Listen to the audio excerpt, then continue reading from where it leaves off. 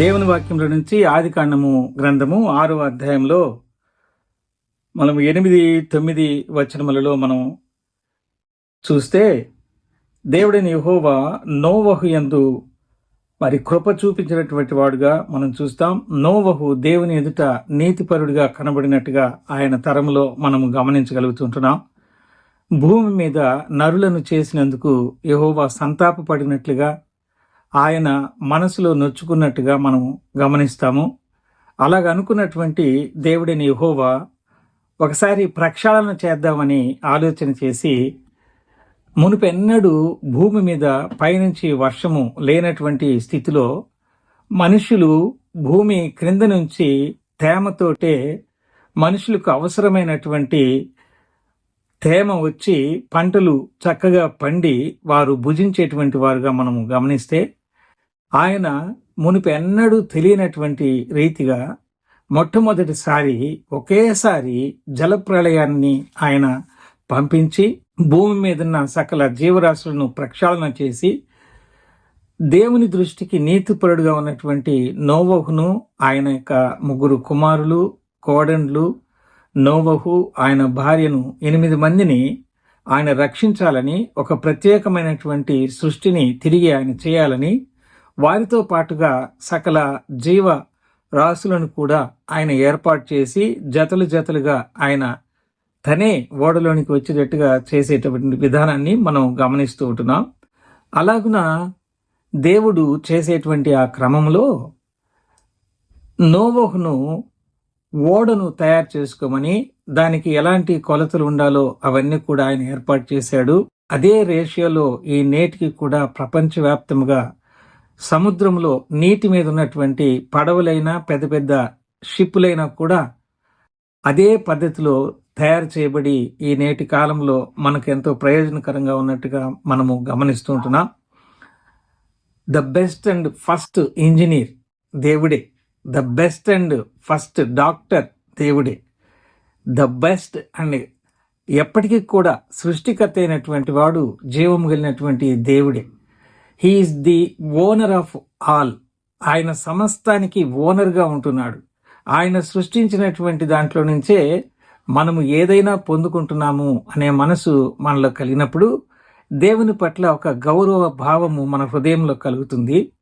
మనల్ని కనికరించి ఆయన మనల్ని సృష్టించి పోషిస్తూ కాపాడుతూ ఉన్నాడు అనేటువంటి మనస్సు మనలో కలిగినప్పుడు దేవునికి చెందాల్సినటువంటి మహిమని, గౌరవాన్ని మనము ఇచ్చేటువంటి వారంగా ఉంటాము అని మనం చూస్తున్నాం. ఈనాటి మన ధ్యానంలో మన యొక్క కుటుంబ వ్యవస్థలో మన కుటుంబము బాగుంటే సమాజము బాగుంటుంది, సమాజము బాగుంటే లోకము బాగుంటుంది. ఒక కుటుంబాన్ని దేవుడు ఏర్పాటు చేసినప్పుడు ఆ కుటుంబము దేవుని మాట వినకపోవడము అనే పాపము ద్వారా ఆ కుటుంబముల నుంచి వచ్చిన మరొక కుటుంబము పాడైపోయింది. దాని తర్వాత వచ్చినటువంటి సమాజము లేక సొసైటీ పాడైపోయింది. అలాగున భూమి మీద ఉన్నటువంటి ప్రతి మనుషులు మరి కుటుంబాలు పాడైపోయినటువంటి స్థితిలో ఉన్నటువంటి ఆ వ్యవస్థని దేవుడు ప్రక్షాళన చేస్తూ ఒకే కుటుంబాన్ని ఎన్నిక చేసి ఆ కుటుంబంలో ఉన్నటువంటి ఇంకొక 3 కుటుంబాలను ఆయన ఏకం చేసి 8 మందిని ఆయన రక్షించి ప్రత్యేకపరిచి ఆ జీవరాశుల్లో నుంచి ఒక్కొక్క కుటుంబాన్ని ఆయన తీసుకొని తిరిగి పునరుద్ధరించడానికి ఏర్పాటు చేసిన ఆ సందర్భంలో 7వ అధ్యాయం 12వ వచనంలో మనం గమనిస్తాం కదా, 40 పగళ్లును 40 రాత్రులను ప్రచండ వర్షము భూమి మీద కురిసెను అనే మాట మనం చూస్తూ ఉంటున్నాం. ఎందుకు ఆయన 40 అనేటువంటి మాటను ఉపయోగించాడు అనేది మనం ఆలోచన చేయాలని, ఈ 40 అనేటువంటిది దేవుడు ఎందుకు ఆ సంఖ్యని ప్రత్యేకంగా చూచాడు అనేటువంటి విషయాన్ని మనం గమనిస్తే, దేవుని వాక్యంలో నోవహు కాలంలో 40 పగళ్ళు 40 రాత్రులు ఆ ప్రచండ వర్షము కురిసినట్టుగా మనం గమనిస్తాము. మోషే కూడా ఐగుప్తులో 40 సంవత్సరాలు ఉన్నాడు. తర్వాత ఎడారిలో 40 సంవత్సరాలు ఆయన జీవించిన తరువాత ఆయనకు ఇశ్రాయేలీయుల దేవుని ప్రజల మీద నాయకత్వానికి అర్హతను దేవుడు అనుగ్రహించినట్టుగా మనం చూస్తున్నాం. ఈ 40 అనేటువంటి సంఖ్య మనం గమనిస్తే మానవ జీవితంలో ఒక పరీక్షని సూచిస్తూ ఉన్నట్టుగా మనము గమనిస్తూ ఉంటున్నాం. ఆ 40 అనేటువంటి ఆ సంఖ్యలో ఎంతమంది భక్తులు దేవుని యొక్క ఉద్దేశాన్ని జరిగించడానికి ఆయన ఆ సంఖ్యను ఉపయోగించాడో ఆ ప్రత్యేకత అనేది మనము గమనిస్తూనే ఉంటాం దేవుని యొక్క వాక్యంలో. మోషే సీనాయి కొండ మీద కూడా 40 రాత్రులు 40 పగళ్ళు ఆయన ఉపవాసముతో మరి దేవుని సన్నిధానంలో ఉన్నట్టుగా మనము గమనించగలుగుతూ ఉంటున్నాం. అలాగనే వేగులు వారు కూడా కనానుకు వెళ్ళి వేగు చూచి రమ్మంటే 40 రోజులు వాళ్ళు అక్కడ ఉండి ఆ వేగు చూచి వచ్చినట్టుగా మనము దేవుని వాక్యంలో మనం గమనిస్తాం. దేవుని ప్రజలని ఇశ్రాయేలీలను పాపపు బానిసత్వం సాదృశ్యంగా ఉన్న ఐగుప్తు నుంచి విడిపించడానికి కూడా దేవుడైన యెహోవా 2 వారాలలో వాళ్ళు ప్రయాణం చేసి దేవుడు అనుగ్రహించే వాగ్దాన దేశానికి వెళ్ళడానికి అనుకూలత ఉన్నా కానీ 40 సంవత్సరాలు వారిని అరణ్యంలో ఆయన ప్రయాణంలో వారిని పరీక్షించినట్టుగా మనం గమనిస్తూ ఉంటున్నాం. అంతగా ఆయన పరీక్షించినా కూడా వారు నెగ్గలేకపోయి సణుగుకొని అలాంటి ఆ కష్టతరమైనటువంటి ఆహారము దొరకని స్థలంలో కూడా రుచికరమైనటువంటి ఆహారాన్ని దేవుడు మన్నాను కురిపించినా మొదట వాళ్ళు ఇది చాలా రుచికరంగా ఉంది, అపూపంగా ఉంది అని చెప్పారు. కానీ ప్రతిరోజు అదే తిన్నందువలన వాళ్ళు చవిచారము లేని ఆహారం అని చెప్పారు. తర్వాత పూరేళ్ళని ఇచ్చాడు, అవి కూడా వారు తింటూ పండ్ల సందులో ఉన్నప్పుడే వారు మరి సాకులతోటి ఆ సణుగులతోటి దేవునికి విరోధంగా వారు పాపం చేసినందువల్ల సంహరించబడినట్లుగా కేవలము కాలేబు యెహోషువలే ఆ వాగ్దాన దేశమైన కనానులో ప్రవేశించినట్టుగా మనము గమనించగలుగుతూ ఉంటున్నాం. ఈ యొక్క రీతిగా 40 సంవత్సరాలు కూడా దేవుని ప్రజలైనటువంటి ఇశ్రాయేలీలు ఆ అరణ్యంలో నడుస్తున్నప్పుడు ఆయన దారి లేని అరణ్యంలో దారిని ఏర్పాటు చేశాడు. పగలు మేఘస్తంభముగా, రాత్రి అగ్నిస్తంభముగా ఉండి వారిని నడిపించాడు. ఆ యొక్క అరణ్య ప్రదేశంలో అవసరాన్ని బట్టి ఆహారాన్ని, నీటిని ఆయన దొరకనటువంటి స్థలంలో కూడా వారికి అనుగ్రహించినట్టుగా మనము ఆ వాక్య భాగంలో గమనించగలుగుతున్నాము. అయినా కూడా వాళ్ళు దేవుని వారిని పరీక్షించడానికి ఉపయోగించినటువంటి ఆ 40 సంవత్సరాలు కూడా వారు నెగ్గలేనటువంటి స్థితిలో ఉన్నట్టుగా మనం చూస్తున్నాం. నేటి దినాలలో కూడా పాపపు బానిసత్వం లాంటి లోకములో మనం జీవిస్తూ ఉంటుండగా దేవుడు మనకిచ్చినటువంటి ఆయుష్ కాలంలో ఆయన యందు విశ్వాసం ఉంచి రక్షించబడినటువంటి వారంగా మనం ఉంటూ కూడా అనేక మార్లు తప్పిపోయేటువంటి స్వభావాన్ని కలిగినటువంటి వారంగా మనం ఉంటాం. విశ్వాస యొక్క జీవితంలో ఆ విశ్వాసం ఎలాగున ఉండాలి అనేటువంటిది నోవహు కాలంలో ఆయన ప్రవర్తనలో మనము నేర్చుకునేటువంటి సత్యములు మనం చూస్తాం. ఆ దినాలలో వర్షాలు లేవు, నీళ్లు కూడా మరి ప్రవాహాలుగా వచ్చి భూమి మీద నిలిచేటువంటి నీళ్లు లేకుండా ఆయన వేరుపరిచినట్టుగా మనం చూస్తే, మునుపు ఎన్నడూ ఎరిగినటువంటి ఒక క్రొత్త పనిని, ప్రపంచంలో ఎవ్వరూ చేయనటువంటి పనిని, ఊహించినటువంటి పనిని దేవుడు తన తనపులో నుంచి నోవహుకు చెప్పినప్పుడు నోవహు అందరూ ఎగతాళి చేస్తున్నా కానీ దేవుని యొక్క మాటకు లోబడి ఆ యొక్క విశ్వాసముతోటి ఆ ఓడను ఏర్పాటు చేసినట్టుగా 6వ అధ్యాయం 14వ వచనంలో చితిసారకపు మ్రానుతో నీ కొరకు ఓడను చేసుకొనుము, అరలు పెట్టి ఆ ఓడను చేసి లోపటను వెలుపటను దానికి కీలు పూయవలను. అంత జాగ్రత్తగా చెప్పినటువంటి దేవుని మాటనకు ఆయన లోబడి ఆ ఓడను ఏర్పాటు చేసినట్టుగా, తర్వాత ఆ యొక్క మిగిలినటువంటి ప్రాణులన్నీ కూడా అవే ప్రతి జాతిలో నుండి 2 చొప్పున నీ యొద్దకు అవి వచ్చును అని దేవుడు చెప్పాడు. నోవహు వాటిని సమకూర్చుకోవడానికి వీలుపడదు, కానీ అవే వస్తాయని చెప్పి దేవుడే వాటిని వచ్చేటట్టుగా ఏర్పాటు చేసినట్లుగా ఈ వాక్య భాగంలో మనం చూస్తూ ఉంటున్నాం.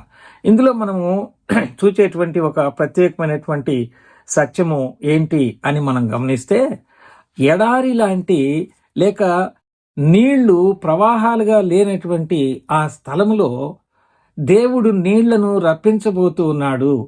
ఈ ప్రపంచాన్ని సమస్తాన్ని ఆయన నీళ్లతోటి నాశనము చేసి ఒక పవిత్రమైనటువంటి సంతతిని ఆయన ఏర్పాటు చేస్తూ ఉన్నాడు అనేటువంటి సత్యాన్ని నోవహు గ్రహించినటువంటి వానిగా మనం చూస్తే, విశ్వాసము ఉంచడానికి వీలు లేనటువంటి ఆ దినాలలో ఆయన ప్రళయం వస్తుంది అనేటువంటి ఆ నమ్మకము దేవుని దగ్గర నుంచి తీసుకొని అందులో నుంచి నేను తప్పించబడాలి, రక్షించబడాలి అనేటువంటి ఆలోచనను దేవుని చిత్తానుసారంగా విశ్వాసమును కలిగినటువంటి వానిగా మనం చూస్తున్నాం. ఒట్టి విశ్వాసమే ఉండి అవును ప్రభు ఆ ప్రళయం వస్తుంది నేను నమ్ముతున్నాను అని చెప్పేస్తే దానివల్ల రక్షణ అనేది నోవహుకు ఉంటుందా, ఆయన కుటుంబానికి ఉంటుందా? ఉండదు. కానీ ఆ విశ్వాసంలో క్రియారూపకమైనటువంటి విశ్వాసాన్ని నోవహు ప్రదర్శించాడు కనుకనే నోవహు తన ఇంటి వారు మిగిలినటువంటి ప్రాణులు జతలు జతలుగా దేవుడు అనుగ్రహించిన ప్రాణులు అవన్నీ కూడా జీవించడానికి ఏర్పాటు, ఆ దేవుని యొక్క ఏర్పాటు విజయవంతమైనట్టుగా మనం చూస్తున్నాం. కాబట్టి ఇందులో మనం తెలుసుకునేటువంటి ఒక సత్యం ఏంటి అంటే క్రియలు కలిగినటువంటి విశ్వాసము మనము కలిగి ఉండాలి. దేవుడు తన యొక్క పరీక్షలో మనకు కొన్నిసార్లు మనకు ఏ విధంగా నమ్మడానికి వీలు పడినటువంటి పరిస్థితులు మన ముందు ఆయనే ఉంచవచ్చు. ఎందుకంటే మన విశ్వాసం అనేది స్థిరముగా ఆయన పట్ల ఉన్నప్పుడు ఏమీ దొరకనటువంటి పరిస్థితులు, నమ్మకం ఉంచడానికి వీలు లేనటువంటి పరిస్థితులలో మనము గనక మన యొక్క ఆ విశ్వాసము క్రియల ద్వారా గనక మనం దాన్ని చవిచూచి విజయాన్ని గనక పొందుకుంటే ఇక ఈ ప్రపంచంలో అలాంటి బోధకులు అనేవాళ్ళు ఇంకొకరు ఉండరు. అంటే ఆ విశ్వాసాన్ని పదును పెట్టడానికి మన ముందు శూన్యాన్ని ఆయన చూపించేటువంటి ఒక్కొక్క సమయంలో అలాంటి పరిస్థితులు ఏర్పడతాయి. ఎందుకు ఇలాంటి పరిస్థితులు ఏర్పడ్డాయి అని మనం చింతించవచ్చు, బాధపడవచ్చు. వాస్తవానికి నోవహుకు వల్లే ఆ విశ్వాసంలో క్రియారూపకమైనటువంటి విశ్వాసం కనుక మనం చూపించినట్లయితే ఖచ్చితంగా నోవహును ఆ రక్షణ ఓడ లాంటి ఓడలో సంరక్షించి బయటికి తీసుకుని వచ్చి వారిని పోషించి తిరిగి ఆయన సమస్తాన్ని ఏర్పాటు చేసినట్టుగా మనల్ని కూడా ఆయన ఆశీర్వదిస్తాడు. రక్షణ అనేటువంటిది కేవలము మనము ఆ విశ్వాసంలో క్రియలు లేకపోతే దానివల్ల ప్రయోజనము లేదనేటువంటి సత్యాన్ని ఇందులో మనము నేర్చుకుంటున్నాం. మన యొక్క విశ్వాసము క్రియలు కలిగినటువంటి విశ్వాసంగా ఉండాలని మనం కోరుకుంటున్నాం. యాకోబు పత్రికలో 2వ అధ్యాయంలో 18వ వచనంలో ఈ రీతిగా మనం చదువుకుంటాం. యాకోబు పత్రిక 2వ అధ్యాయము 18వ వచనంలో లేక 17-18 వచనంలో, అలాగే విశ్వాసము క్రియలు లేనిదైతే అది ఒంటిగా ఉండి మృతమైనదగును. అయితే ఒకడు నీకు విశ్వాసమున్నది, నాకు క్రియలున్నవి, క్రియలు లేకుండా నీ విశ్వాసము నాకు కనుపరచుము, నేను నా క్రియల చేత నా విశ్వాసము నీకు కనపరుతునని చెప్పును అనే మాట చూస్తున్నా.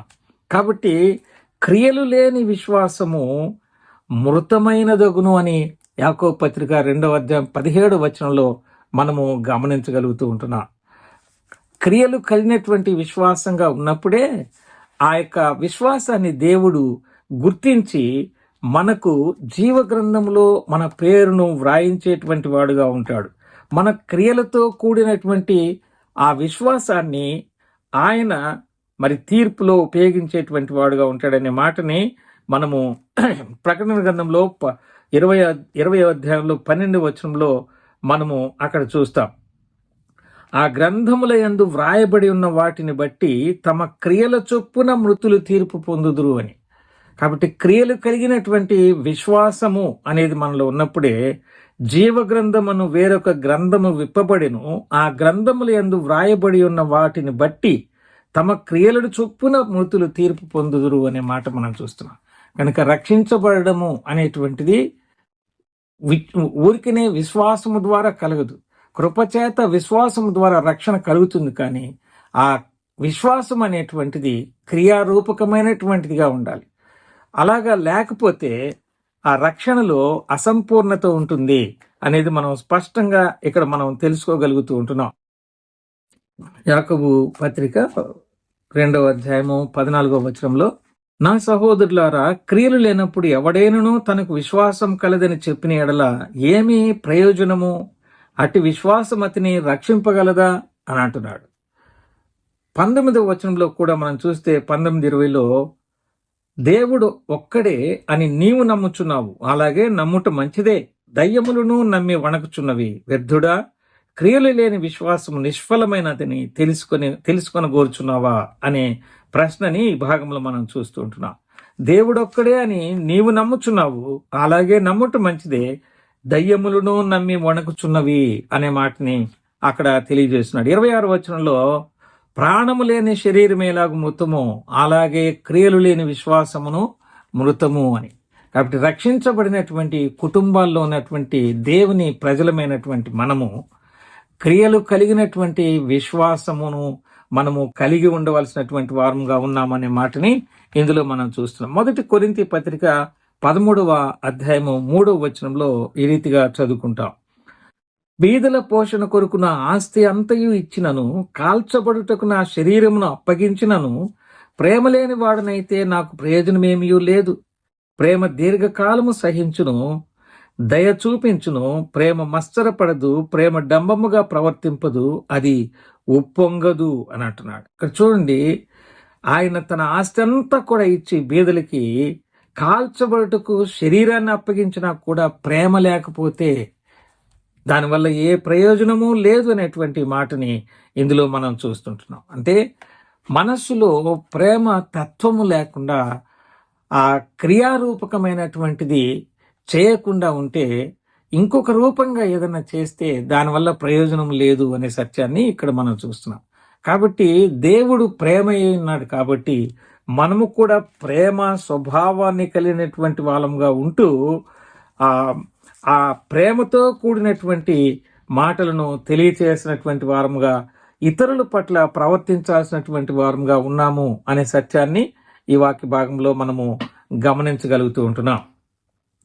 13వ వచనంలో కూడా కాగా విశ్వాసము, నిరీక్షణ, ప్రేమ ఈ మూడును నిల్చును, వీటిలో శ్రేష్టమైనది ప్రేమే అంటాడు. కాబట్టి ఆ విశ్వాసము అనేటువంటిది ప్రేమతో కూడినటువంటి విశ్వాసంగా ఉన్నప్పుడు అది నిజమైనటువంటి క్రియారూపకమైనటువంటి విశ్వాసము అనేది మనం చూస్తున్నాం.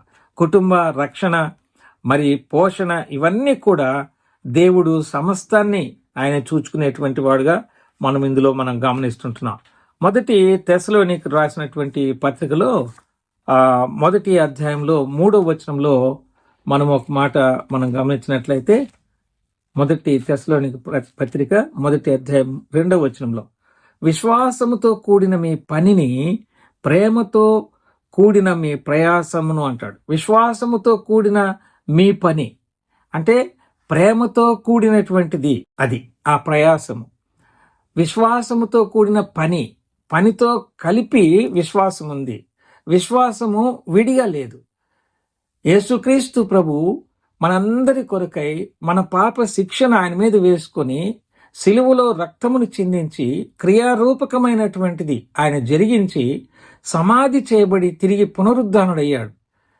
సంపూర్ణంగా రక్షణ సిద్ధం చేశాడు, సమాప్తమైందని చెప్పాడు. ఆ ప్రభువుని నమ్ముకొని రక్షించబడ్డాం. కానీ మనలో దేవుడు కోరుకునేది కేవలము మన వరకు రక్షించబడి ఆయన దగ్గరికి వెళ్ళడమే కాదు, ఆయన పనిలో ఈ లోకములో ఒక క్రియారూపకమైనటువంటి వారంగా మనం ఉన్నప్పుడే ఆత్మీయముగా మనము బలపరచబడగలుగుతాము. లోకములో కలిసిపోకుండా, పాపములో పోకుండా మనము మన పిల్లలము ఉండగలము అనేటువంటి సత్యాన్ని ఈ లేఖన భాగాలలో మనము గమనిస్తుంటున్నాం. కాబట్టి విశ్వాసముతో కూడిన పని అంటే ప్రేమతో కూడినటువంటి ఆ పనిలో ప్రయాసం, అది వ్యర్థం కాదు. అందువల్ల మనము మన యొక్క కుటుంబంలో ఇక్కడ తల్లిదండ్రులు ఉన్నారు, కుమారులు మరి కోడళ్ళు ఉన్నారు. ఒక మంచి కుటుంబము ఎలాగన వారి యొక్క విశ్వాసాన్ని ప్రదర్శించారో మనం చూస్తున్నాం. మనం కూడా మన కుటుంబంలో కుటుంబ సమేతంగా మనము దేవుని ఆరాధన చేస్తూ ఆ క్రియారూపకమైనటువంటి విశ్వాసాన్ని హృదయంలో ఉంచుకోవడం ద్వారా ఎటువంటి పరిస్థితులను కూడా మనం ఎదుర్కొనగలిగినటువంటి సామర్థ్యాన్ని దేవుడు అనుగ్రహించేవాడుగా ఉంటాడని ఇందులో మనం గమనిస్తున్నాం. 1 తిమోతి పత్రిక 1వ అధ్యాయము 5వ వచనంలో ఉపదేశ సారమేదనగా పవిత్ర హృదయము నుండి, మంచి మనసాక్షి నుండి, నిష్కపటమైన విశ్వాసము నుండి కలుగు ప్రేమయే. చూసారా, విశ్వాసము నుండి ఏం కలుగుతుంది? ప్రేమ కలుగుతూ ఉంది. అదే ఒక మంచి ఉపదేశ సారము అనేది మనం చూస్తున్నాం. ఈనాటి ఈ 40 అనేటువంటి సంఖ్యలో దేవుని యొక్క ఉద్దేశము నోవహు యొక్క కుటుంబము వారి యొక్క విశ్వాసముతో కూడిన క్రియలతో కూడినటువంటి విశ్వాసము ద్వారా ప్రపంచాన్ని ప్రక్షాళన చేసి తన యొక్క అద్భుతమైనటువంటి రక్షణను ఆ కుటుంబానికి ఇచ్చినట్టుగా మిగిలినటువంటి సృష్టిని పాడు కాకుండా తిరిగి పునరుద్ధరించడానికి అవకాశాన్ని నోవహు యొక్క ఆ క్రియారూపకమైనటువంటి విశ్వాసము ప్రయోజనవంతమైనటువంటిదిగా మనము గమనిస్తూ ఉంటున్నాం. మొదటి పేతురు పత్రికలో కూడా మొదటి అధ్యాయంలో 5వ వచనం నుంచి మనం చూసినట్లయితే అక్కడ కూడా ఆయన ఈ యొక్క వ్యక్తిగతమైనటువంటి క్రియారూపకమైన విశ్వాసము ఎలాగున ఉండాలి, దానివల్ల ప్రయోజనం ఎలాగున ఉంటుంది అని తెలియచేస్తూ కడవరి కాలమందు బయలుపరచుటకు సిద్ధముగానున్న రక్షణ మీకు కలుగునట్లు, కడవరి కాలమందు బయలుపరచబడుటకు సిద్ధముగానున్న రక్షణ మీకు కలుగునట్లు అంటే మన యొక్క దేహ విమోచన, రక్షించబడుట, రక్షించబడుచు ఉన్నాము, రక్షించబడతాము అనే 3 భాగాలుగా రక్షణ గురించి మనం ఆలోచన చేస్తాం. మనకందరికీ ఆ విషయాలు తెలిసినటువంటివి. కానీ ఈ భాగంలో ఆ రక్షణ మీకు కలుగునట్లు విశ్వాసము ద్వారా దేవుని శక్తి చేత కాపాడబడు మీ కొరకు ఆ స్వాస్థ్యము పరలోకమందు భద్రపరచబడి ఉన్నది. ఇందువలన మీరు మిక్కిలి ఆనందించుచున్నారు. కానీ అవసరమును బట్టి నానా విధములైన శోధనల చేత ప్రస్తుతమున కొంచెము కాలము మీకు దుఃఖము కలుగుచున్నది. నశించిపోవు సువర్ణము అగ్ని పరీక్ష వలన శుద్ధపరచబడినచ్చున్నది కదా. దానికంటే అమూల్యమైన మీ విశ్వాసము ఈ శోధనల చేత పరీక్షకు నిలిచినదై యేసుక్రీస్తు ప్రత్యక్షమైనప్పుడు మీకు మెప్పును మహిమయు ఘనతయు కలుగుటకు కారణమగును అనేటువంటి మాట మనం చూస్తున్నాం. చూసారా, ఆ విశ్వాసం అనేటువంటిది క్రియారూపకంగా ఉన్నప్పుడు భవిష్యత్తులో దేహ విమోచన సంపూర్ణమైనటువంటి ఆ మహిమగల దేహము మనం ధరించుకోవడానికి కూడా మన యొక్క క్రియారూపకమైనటువంటి విశ్వాసము ఎలాగన సహాయం చేస్తుందో మనం చూస్తున్నాం. దాని ద్వారా దేవుడు ఎలాగున మహిమపరచబడుతున్నాడో మనము గమనిస్తూ ఉంటున్నాం. ఈ నాటి చిన్న ధ్యానంలో మనం ఒక చెట్టును ఒక ఆలోచన తీసుకున్నట్లయితే తుమ్మ చెట్టు అనేటువంటిది ఒకటి ఉంటుంది, నల్ల తుమ్మ చెట్టు. దాని యొక్క బెరడు పంటికి ఔషధంగా పనిచేస్తుంది. అది దాని శరీరం అంతా ముండ్లతో ఉంటుంది. దాని కొమ్మల నిండా ముండ్లు ఉంటాయి, తెల్ల తెల్లగా ఉంటాయి ముండ్లు, కానీ శరీరం అంతా నల్లగా ఉంటుంది. ఆ చెట్టుని ఎవరు కూడా పట్టించుకోరు. ఇందులో రకరకాలైనటువంటి తుమ్మ చెట్లని మనం చూస్తాము. కానీ ఆ శ్రమలకు సాదృశ్యంగా ఉన్నటువంటి ఆ యొక్క చెట్టు ఆకారాన్ని మనం చూసినప్పుడు దాని యొక్క వేర్లు భూమిలో కనీసం 3 అడుగుల నుంచి 10 అడుగుల వరకు అది విస్తరించి ఉంటుంది. దాని యొక్క వేరు పారడము అనేటువంటిది ఎక్కడ తేమ ఉందో అక్కడ వరకు వేర్లను అది పంపించి అక్కడి నుంచి తేమను తీసుకుని ఆ చెట్టు పెరుగుతూ ఉంటుంది. గాలివాన ద్వారా కొమ్మలు రాసుకున్నా కూడా దాని యొక్క చర్మం అంతా పోయినట్టుగా అనిపించినా కానీ అది అలాగనే బ్రతుకుతూనే ఉంటుంది. దాన్ని వదిలించుకుందాము అని అనుకుంటే ఒకవేళ ముండ్ల కంపల్లాంటి మన యొక్క ఖాళీగా ఉన్న ఇండ్ల స్థలాల్లో గనక అవి మొలిస్తే వాటిని వదిలించుకోవడానికి చాలా కష్టం అవుతుంది. లోపటి నుంచి వేర్లతో కూడా తీస్తే తప్ప అది రాకుండా మళ్ళీ ఉండదు, తిరిగి వస్తూనే ఉంటుందన్నమాట. అది ఎండని సహిస్తుంది, వానని సహిస్తుంది, గాలిని సహిస్తుంది.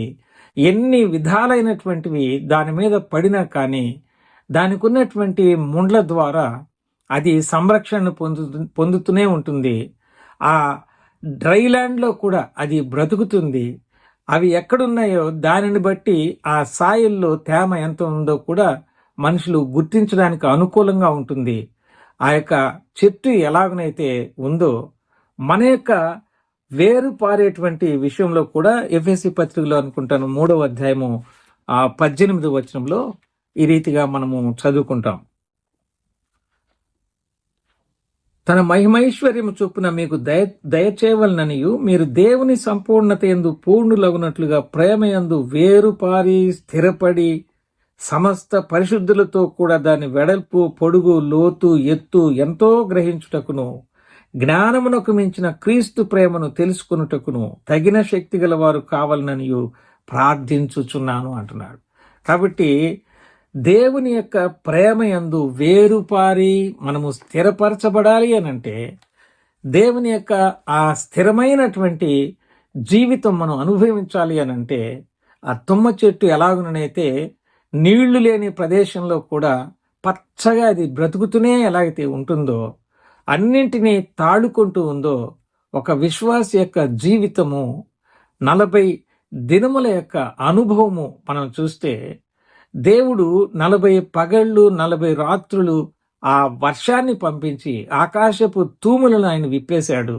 క్రింద భూమిలో ఉన్నటువంటి ఆ ఊటలను ఆయన విడుదల చేశాడు. అలాగున ఆ నీటి ప్రవాహము ఎక్కువై అధికమైన తరువాత ఎండిపోయినటువంటి భూమిలో ఉన్నటువంటి ఆ ఓడ, ఆ నీళ్లు ఎప్పుడైతే వచ్చాయో అప్పుడు అది పైకి తేలి వారిని రక్షించగలిగినట్టుగా మనం చూస్తున్నాం. మన ఆత్మీయ జీవితము అభివృద్ధి పొందాలి అనంటే మన నోట నుంచి వచ్చే ప్రతి మాట ఒక పాపికి రక్షణకరంగా ఉండాలి అనంటే, ఏదైనా ఒక క్రైస్తవ కుటుంబంలో శోధనలో ఉన్నటువంటి కుటుంబము, ఇబ్బందిలో ఉన్నటువంటి కుటుంబము, ఆపదలో ఉన్నటువంటి కుటుంబము వారు ఊరట పొందాలి, ఆదరించబడాలి, బలపరచబడాలి అనంటే ముందు దేవుడు మనలను ఇలాంటి డ్రై ల్యాండ్లో లేకపోతే ఇలాంటి కష్టతరమైనటువంటి పరిస్థితులు గుండా ఆయన అనుమతించినప్పుడు, మనము నమ్మడానికి వీలు పడినటువంటి పరిస్థితులు ముందు కనిపించినప్పుడు ఆయన మనలను, మన విశ్వాసాన్ని ఇంకా స్థిరపరిచి అది దేవుని ప్రేమలో వేరుపారి స్థిరపడి వాళ్ళని ఆయన కోరుకుంటున్నాడు అనే సత్యాన్ని మనం గ్రహిస్తే ప్రభు పట్ల కృతజ్ఞత కలిగి కష్టంలోనైనా నష్టంలోనైనా దుఃఖంలోనైనా సంతోషంలోనైనా ఒకే రీతిగా మనం ఉండగలం. అలాగా ఉన్నప్పుడు మన యొక్క కుటుంబం ఆత్మీయంగా బలపరచబడుతుంది. మన కుటుంబం బలపరచబడితే అనేక కుటుంబాలు సంఘానికి వచ్చి దేవుని ఇల్లుగా ఒకే కుటుంబంగా ఒక్క తండ్రికి బిడ్డలంగా మనం అందరం కూడా దేవుని అంగీకారయోగ్యమైనటువంటి విశ్వాసంలో, ఆ క్రియారూపకమైన విశ్వాసంలో కొనసాగలుగుతాము. అలాగ కొనసాగినప్పుడు సమాజము బాగుపడుతుంది. మనం ఒక్కొక్కరి ఇంటి ప్రక్కన ఉన్నటువంటి వారికి మనకు తెలియకుండానే దేవుని యొక్క ప్రేమ సూచకంగా ఆ యొక్క రక్షణ సువార్త మనము బిగ్గరగా చెప్పకపోయినా సరే వారు మనల్ని చూచినప్పుడు అది గ్రహించగలుగుతారు. దాని ద్వారా అవకాశం దొరికినప్పుడు చెప్పాల్సినటువంటి రీతిలో కేవలము మిగిలిన విషయాలు ఏమీ లేకుండా యేసు ప్రభు యొక్క ప్రేమను గురించి మనం చెప్పగలిగితే వారు ప్రభువుని నమ్ముకుంటారు. అవసరంలో అక్కర్లో ఉన్నటువంటి వారిని మనము దేవుని యొక్క ప్రేమను వారికి చెప్పినప్పుడు వాళ్ళకి మేలు కలుగుతుంది. ఆ కుటుంబంలో జరిగినటువంటి మేలు రక్షణ మనం చూచినప్పుడు, విన్నప్పుడు మన హృదయంలో కలిగేటువంటి ఆ సంతృప్తి ఈ లోకంలో ఏది కూడా ఇవ్వలేదు. అలాగే దేవుడు కూడా మన కుటుంబం సంతోషంగా ఉండాలని కోరుకుంటూ ఉంటున్నాడు. అందుకనే ఈ లోకానికి ఆయన దిగి వచ్చాడు, మనందరినీ రక్షించడానికి ఆయన వచ్చాడు. అలాగ వేరు పారి మనం ఉండాలంటే దావీదు కీర్తనలో 1వ అధ్యాయంలో మనం చూస్తాం. యెహోవా ధర్మశాస్త్రమునందు ఆనందించుచు దివారాత్రము దానిని ధ్యానించువాడు ధన్యుడు. అతడు నీటి కాలువల యోరను నాటబడినదై ఆకువాడుక తన కాలమందు ఫలమించు చెట్టు వలె ఉండును. అతడు చేయనిదంతయు సఫలమగును అని చూస్తున్నాం. అలాగున దేవుని వాక్యాన్ని ధ్యానం చేసుకుంటూ, చదువుకుంటూ, ప్రార్థన చేస్తూ మనం ఉంటే దేవుడు ఆ విశ్వాసాన్ని బలపరుస్తాడు, స్థిరపరుస్తాడు. సమయం వచ్చినప్పుడు మనము ఫలిస్తాము అనేది అందులో మనం గమనిస్తాం. మత్తయి సువార్త 7వ అధ్యాయము 17వ వచనంలో, 13వ అధ్యాయం 20వ వచనంలో కూడా యేసు ప్రభు ఆయన తెలియచేసినటువంటి మాటలు చివరిగా మనం గమనించినట్లయితే, అలాగుననే ప్రతి మంచి చెట్టు మంచి ఫలములు ఫలించును, పనికిమాలిన చెట్టు కాని ఫలములు ఫలించును. మంచి చెట్టు కాని ఫలము ఫలింప నేరదు, పనికిమాలిన చెట్టు మంచి ఫలములు ఫలింప నేరదు అనేటువంటి మాటని మనం చూస్తున్నాం. మత్తయి సువార్త 13వ అధ్యాయము 20వ వచనంలో 21వ వచనంలో ప్రభు చెప్పినటువంటి ఆ ఉపమానాలు చూస్తే, రాతి నేలను విత్తబడిన వాడు వాక్యము విని వెంటనే సంతోషంతో దాన్ని అంగీకరించువాడు, అయితే అతనిలో వేరు లేనందున అతడు కొంతకాలము నిలుచును గాని వాక్యము నిమిత్తము శ్రమయైనను హింస అయినను కలుగుగానే అభ్యంతరపడును అనే మాట మనం చూస్తున్నాం. నోవహు ఎంత కష్టపడ్డాడో, ఎంత శ్రమను ఆయన చూపించాడో, విశ్వాసంతో కూడినటువంటి ఆ క్రియారూపకమైనటువంటిది ఆయన చూపించాడో మనం గమనిస్తూ ఉంటున్నాం. అలాగున నోవహును ఆయన కుటుంబాన్ని రక్షించినటువంటి దేవుడు ఈ 40 అనేటువంటి సంఖ్యలో ప్రతి ఒక్కరిని కూడా బైబిల్ గ్రంథంలో అనేక దగ్గరలు ఉన్నాయి. మనకు అవసరాన్ని బట్టి మనం ధ్యానం చేస్తూ ఉంటున్నాం. ఈ 40 అనేటువంటి సంఖ్య ఉపయోగించిన ప్రతి భక్తుని ప్రభువుతో కూడా మనం చూస్తే అంత డిజర్ట్ లైఫే మనం చూస్తాం. ఎడారి జీవితాన్ని అనుభవించినటువంటి విధానాన్ని మనం గమనిస్తాం. శ్రమలు, కష్టాలు, శోధనలు మనకు తప్ప ఇంకెవరికి వస్తాయి అన్నట్లుగా ఆ భక్తులు మనం కనబడతారు. కానీ ఆ 40 అనే సంఖ్యను దేవుడు ఎందుకు ఉపయోగించడని ధ్యానం చేస్తే దేవుని వాక్యంలో దాని తరువాత వారి యొక్క లీడర్షిప్ని, వారి యొక్క రక్షణను, అనేకులకు ఆదర్శప్రాయంగా వారు ఉండడాన్ని మనము చూస్తాం.